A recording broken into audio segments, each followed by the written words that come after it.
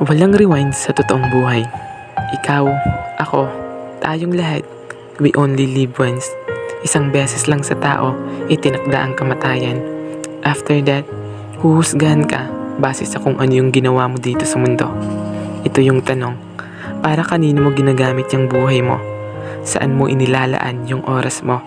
At ano-ano yung pinagkakaabalahan mo dito sa mundo? Ikaw at ang Diyos lang ang nakakaalam niyan.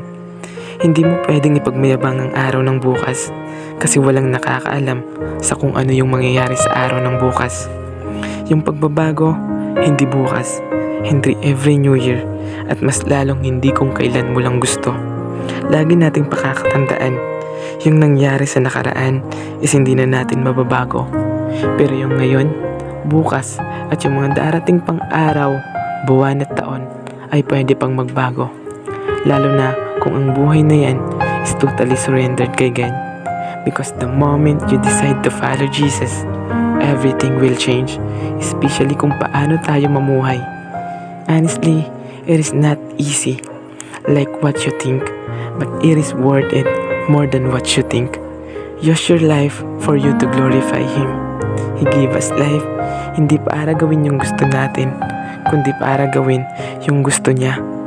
Kaya huwag mong sayangin yung buhay mo. Namatay siya para sa'yo. Kaya sana mabuhay tayo para sa Kanya. This time, piliin mong maglingkod sa Kanya.